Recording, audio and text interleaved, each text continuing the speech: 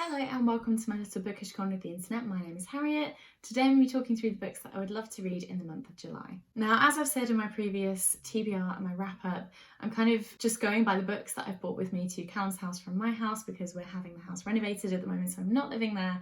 I'm living here for a little bit and I've just had to kind of grab books and go from there. I have been to a couple of book swaps and things, so do look out for some little mini book hauls in the future. But at the moment, these are the books that I'm going to try and read in July, just based off of what I've managed to grab from my house. So let's get into this. We're going to start with a book that is actually part of a buddy read, and I don't know if it's definitely going to happen in July. It might be next month. I'm just waiting on the other person because they're currently reading the first book in the series, which I've already read. But it is book 2 in the Farseer trilogy, which is Royal Assassin. This is by Robin Hobb. I read the first book, I think 2 months ago now, and this one is a lot thicker, so I'm a little bit nervous to read it, but it's going to be nice to buddy read this with someone and kind of talk through what is going on and help each other understand what on earth is happening. But this series follows Fitz, who was an orphan, who's kind of trained up to be an assassin for the royal family. I don't know what is going to happen in this, but I do really hope that the Fool is in this because he's my favourite character from the first book. But we shall see. There seems to be a woman on the back and Fitz and skulls and potions and swords and all sorts. There's a wolf on the front, there's a king. So I'm gonna have to maybe watch a recap video of what happened in the first book because I actually really can't remember everything. I remember most of it, and that book is back at home, so it's not like I can just reread the last chapter or anything. So I'll watch a recap and then I'll hopefully be dipping into this month, fingers crossed. But it is a really big book, so I'm a bit scared. But I've been really craving fantasy at the moment. I think after I reread the third book in the SC series, I've just really wanted to read fantasy, so this will be a nice thing to dip into. Speaking of fantasy series, I've actually got a trilogy that I really do want to pick up this month.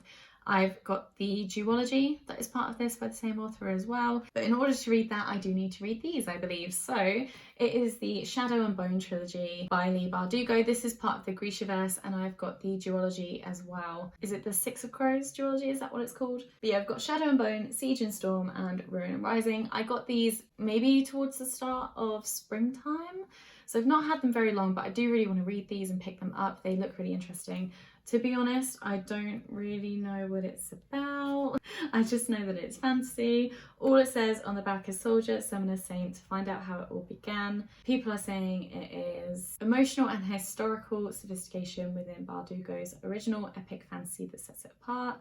A fantastic, unique world rich with detail, mesmerising, shiver-inducing, like Hunger Games meets Potter meets Twilight meets The Lord of the Rings meets Game of Thrones. Epic magical fantasy, but completely for grown-ups. So this is interesting because I thought that it was YA, but apparently it isn't. So now I'm even more excited for it. Hopefully I'll get to all of these this month, but if not, I can start the series and then just kind of go from there. But I've not got too many books on this TBR, so I do think that if I enjoy the first book, then I'll be cracking on with the other two as well. The next book has been on my TBR since well before Bookstagram and BookTube, so maybe like 4 years, 3 years, 4 years, something like that. It's quite embarrassing, but I picked it up when I was in Cambridge. I literally remember the day that I did it. I bought loads of books, and it was when I first started getting into classics, so Jane Austen, Emily Bronte, and I saw this in the Penguin Classics section, and I think there was a deal on at the time or something. This was a long time ago, so I'm not certain, but I remember thinking, oh, that's a really good price, I'll pick it up. So I really like the front cover as well, actually, especially for summer.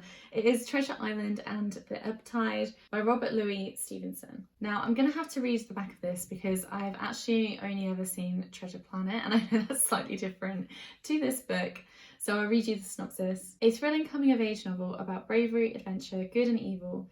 Treasure Island is the story of young Jim Hawkins, who discovers a treasure map marked with an X. But Jim has no way of knowing that Long John Silver, his friendly new crewmate on the quest for the buried hoard, is determined to keep the treasure for himself at any cost. Treasure Island is paired here with Stevenson's extraordinary, savage late novella, The Uptide, which features a tropical island and a ship with a very different crew. So 2 books in one. I don't know if they're related or if it's just like a pirate ship themed. I'm not certain, but I love the look of this book. I just think that it's really beautiful. Oh, I know why I picked this up now. I picked it up because it was $5.99, which is pretty good for a book that looks like this. So yeah, excited to start this finally. It has been on my bookshelf for long enough, and I do think it will be a very nice read. And I do want to read more classics, of course. And then you may already know that I do want to read at least one non-fiction book every month this year. I think I've been successful in doing that. I don't really remember. Hopefully I have been really good. I know I read 2 last month, which is quite good for me. So I'm just going to put 1 on my TBR, and then if I have space for 1 more, then I'll definitely read another. This is one that I got for my birthday, so I've not had it for very long, but I do definitely want to check it out because it's such a beautiful looking book and it sounds really interesting. That is The Celtic Myths That Shape the Way We Think by Mark Williams. This is a collection of myths, Celtic myths obviously, and kind of discussions and writings about it. So it is a non-fiction, but I do believe that it's going to have some of those myths and legends in there as well. So it might have some stories, it's got loads of imagery in there, pictures, but it's just such a stunning book and I really do want to check it out super soon. I just think that it's really beautiful and something that I'm going to treasure. Even if I don't enjoy this book, I think I'll just keep it because it looks stunning and it'll look really nice on the shelves. I do know there's a Greek version of this as well, which is sometimes on offer in Waterstones, so if I enjoy this, I might be picking that up as well. But other than that, I don't really know much more about this, so I'm just going to check it out and see what I think. So not too many books on my TBR for this month. I do like to set my sights low, and then if I do better than that, then I'll be nice and happy about it. If not, it's not a problem. If I only read those books there, then that's absolutely fine with me. Please let me know what your most anticipated read for the month is. Let me know if you've read any of these books that I've just shown you. But yeah, that is everything from me today. Thank you so much for watching, and I will see you in my next video. Bye!